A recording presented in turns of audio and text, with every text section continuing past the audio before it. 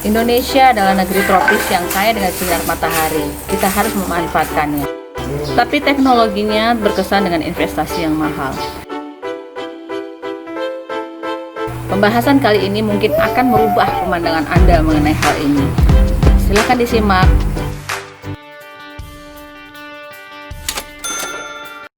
Halo, kembali lagi dengan Design and Build dengan saya Gandes dari Design and Build. Sekarang saya bersama Bang Laurentius Silalahi dari Energi Surya Terpadu. Kita akan mengenal lebih dalam mengenai PLTS atau pembangkit listrik tenaga surya. Silahkan disimak, semua sistem dan instalasinya akan kita bahas lebih detail. Ini Energi Surya Terpadu ini boleh diterangkan nggak Bang, dijelaskan apa sih produknya? PT Energi Surya Terpadu itu produknya itu ada pembangkit listrik tenaga surya, ada juga solar street light untuk lampu jalan tenaga surya juga. Seperti itu. Jadi yang untuk pembangkit listrik tenaga surya itu ada yang sistemnya itu on grid, yang bisa ekspor impor ke PLN, ada juga sistemnya itu yang hybrid. Dan jadi kalau yang hybrid itu bisa dipakai juga di kota, bisa juga dipakai di tempat yang tidak ada sumber listrik PLN. Yang ketiga itu ada sistem yang dengan off-grid, jadi yang berdiri sendiri biasanya dipakai di tempat yang tidak ada listrik dari PLN. Yang off-grid itu biasanya dipakai di daerah-daerah yang tidak ada jaringan listrik PLN pembangkit listriknya, dan untuk malam hari dia disimpan di baterai. Gitu. Nah, kalau on grid dia bisa dengan PLN ya? Yang on grid itu dia jadi jaringan-jaringan listrik yang ada listrik dari PLN, karena dia sistemnya importernya itu terhubung sinkronis ya, sinkron dengan PLN. Untuk PLTS on grid ini dibatasi juga besarnya sesuai dengan besar listrik yang diberikan oleh PLN ke customer, apakah itu pabrik, apakah itu perumahan, apakah itu toko, seperti itu ya. Kalau misalnya dia memiliki 60.000 PA gitu kan, jadi kita harus batasi oleh 60.000 PA itu. Misalnya hanya memiliki 2.200, nah kita hanya bisa memasang solar power on grid ini hanya 2 kW. Nah, seperti itu. Nah, kalau dia siang hari kan selama ini tuh yang bagus itu adalah untuk perkantoran ya, karena kan pemakaiannya hanya di siang hari. Kalau di perumahan tadinya kan pemakaiannya tidak banyak karena orang pada pergi ke kantor. Tetapi pada saat pandemi COVID-19 ini, corona ini, itu kan jadinya banyak pemakaian listrik pada siang hari di rumah juga karena orang work from home, WFH. Betul. Nah, jadi dampak itu kan akan menyebabkan uang listrik di rumah itu akan meningkat, bahkan ada yang 2 kali lipat, bahkan lebih. Nah, oleh karena itu, jadi saat ini itu on grid itu jadi menarik juga untuk di perumahan, tidak hanya di perkantoran. Gitu. Jadi, tadinya seperti itu. Tadinya kan yang terbaik itu adalah di perkantoran, karena perkantoran sama pabrik lah ya, yang memang aktivitas siang hari. Tapi kalau sekarang ini perumahan juga menjadi tempat yang strategis karena sudah work from home. Ya, di rumah-rumah itu paling tidak bisa siang hari juga minimal bisa 2 AC-nya nyala, kamar orang tua, kamar anaknya. Ya, jadi sudah bisa nanti pembangkit listrik on grid itu akan mengkonsumsi semua listriknya di siang hari. Oke. Sebelumnya ini kan saya pernah lihat ada solar cell Bang di atas atap. Nah, kayaknya ada produk Abang sempat posting ya beberapa kali saya lihat. Ada yang langsung dengan atap. Maksudnya itu gimana Bang? Berarti Abang mempersiapkan dari perusahaan Abang itu sudah ada atapnya sendiri atau gimana Bang? Ya, betul. Jadi itu ada yang kita siapkan solar panelnya menjadi atap. Jadi dari awal seperti untuk kanopi, seperti untuk pabrik UKM ya, pabrik UKM yang bisa kita siapkan. Jadi kalau misalnya di daerah-daerah yang belum ada listrik, bisa juga itu misalnya langsung dibuka kawasan industri, Ya. dan listriknya itu pembangkit listrik tenaga surya. Jadi bisa lebih cepat, tidak harus menunggu ada dulu apa namanya jaringan PLN, tetapi bisa didesain juga langsung kawasan industri itu dengan pembangkit listrik tenaga surya. Jadi bisa kita manfaatkan itu dulu, jadi bisa pembangunannya bisa langsung kita dilaksanakan dan bisa langsung berjalan. Kalau nanti jaringan PLN ada, baru kita pasang yang on-grid. Kalau misalnya belum jalan, kita pasang hybrid aja. Hybrid itu supaya tetap bisa dia berjalan tanpa ada koneksi dari PLN. Kalau kita pasang on-grid tidak bisa berjalan kalau belum ada jaringan PLN. Makanya kita pasang yang hybrid dulu, karena hybrid itu nanti begitu ada jaringan PLN dia bisa juga dikoneksikan untuk dipakai bersama-sama. Jadi kalau sistem hybrid itu kan ada inverternya, itu namanya hybrid inverter. Jadi itu hybrid inverter ini nanti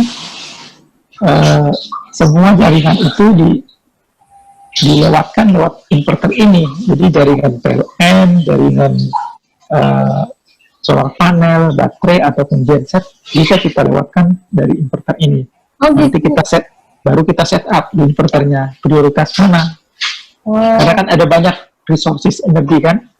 Ya.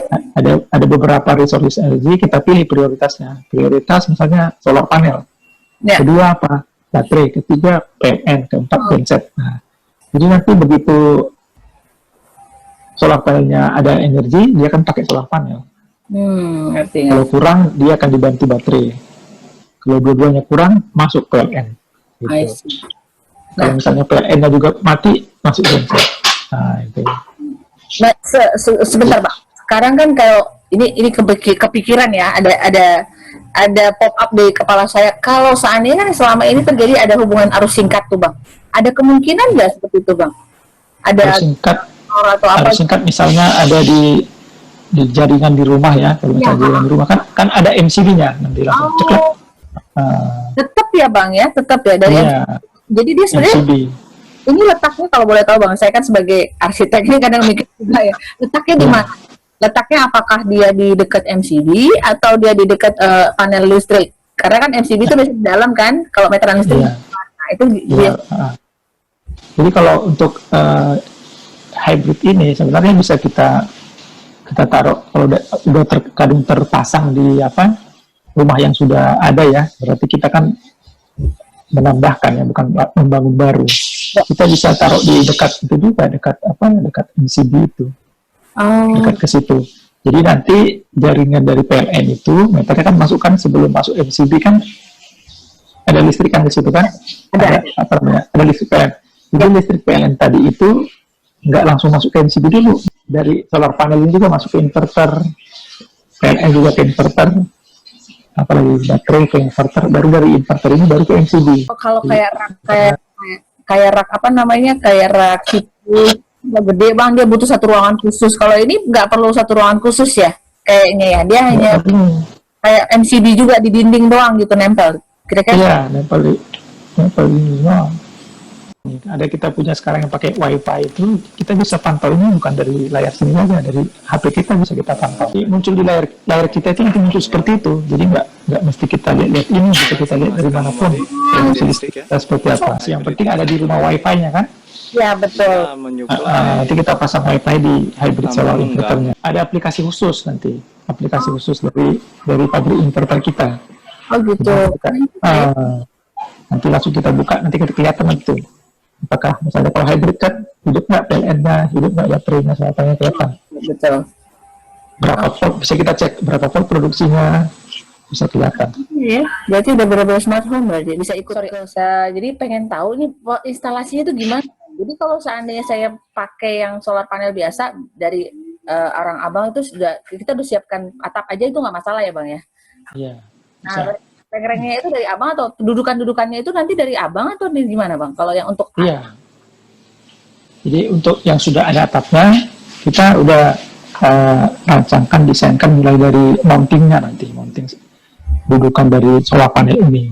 Jadi nanti sesuai dengan yang dibutuhkan, sesuai dengan keadaan atapnya, apakah dia atapnya genteng atau atapnya dari metal atau dari beton, itu berbeda dudukannya. Kita sesuaikan. Nah ini nih, Nah, kalau untuk ini kan dia pemasangannya itu Kuda-kudanya, ya. udah ya. Nah, itu Ya. semua dari abang atau kita perlu instalasi lagi untuk kuda-kuda dan dindingnya atau hanya kolom aja yang kita siapin? Maksudnya kolom itu tiang penyangganya aja. Iya, tiang penyangganya aja. Jadi yang semennya ini aja nih yang perlu disiapin kontraktor nih. Kalau ini semua nih spare partnya udah disiapin dari pabrik semua nih. Oh, ini Jadi ya. jadi ini sudah sesuai dengan solar panelnya nih. Solar panelnya desainnya 400 watt satu lembar. Ada di sini ya 400 watt di catatan yang di Betul, oke. ya ukuran panel ada tuh 2015 mm kali 996 kali 40. Tebalnya 40, itu. Jadi desain seperti ini. Kan ada 6 lembar kali 26, 156 lembar. Ya. Jadi 3 di kiri, 3 di kanan. 6 lembar kan? Nah, baru kesananya itu 26 26. lembar. Makanya 6 kali 26. 150 lembar nih. Ya nanti misalnya di tanah, jadi kita bisa bikin untuk karpet berbeda lagi. Atau di karpetnya, atau di tanah, atau di karpet, atau di apa namanya lagi ya, tanah, dia bisa dia dibentuknya di semen, bisa dia ada juga yang bentuknya seperti screw dia. Oh, Jadi tanah itu dibaut dan screw. Oke. Tapi fondasinya. gitu. Berarti tapi bisa di atap aja, nggak bisa di dinding gitu, nggak bisa ya bang ya? Bisa juga di atap, bisa di dinding juga bisa. Itu nanti namanya itu BIPP itu, Building Integrated Photovoltaic. Nah ini dia. Ini kan akan di dinding dari satu bangunan high rise building. Itu mountingnya semua udah didesain dari pabrik semuanya. Nah itu solar panelnya, itu kabel-kabelnya, jadi rapi semua, nggak kelihatan kan? Nah, itu. Ini lebih ke instalasinya ya bang ya? Iya, instalasi kabelnya itu. Oh ini dia. Jadi Kabelnya ke ini inverter namanya, inverter. Nah itu inverter namanya. Ada berapa tuh? 3 kali 15 inverter. Nah ini trafonya. Inverternya tadi yang grow watt itu inverter, yang di tengah tadi itu trafonya. Jadi ada yang sistem yang misalnya kirim ke PLN dengan jaringannya itu 20 kV, ada yang 70 kV, jadi harus dia trafo untuk meningkatkan tegangannya. Ya. Ini inverter, grow watt itu inverter. Jadi berubah dari DC ke AC, berubah listrik dari arus searah menjadi arus bolak-balik. Itu pakai inverter grow watt ini. Nah ini. Nah, kemudian dia di sini saya lihat dia kirim lagi, dia itu ke trafo. Trafo itu yang ini. Nanti ada terus lagi. Next. Nah ini trafonya nih, yang di tengah ini. Nah, transformator untuk meningkatkan tegangan. Oke. Jadi itu kebutuhannya di tegangan berapa kV, bisa di transformator. Karena kalau dia tadi itu dari listriknya itu keluar, dia akan 380 volts dari inverter tadi. Demikianlah pembahasan mengenai PLTS secara singkat. Pembahasan berikutnya mengenai BIPV dan keuntungan pemakaian PLTS on grid. Silahkan diikuti.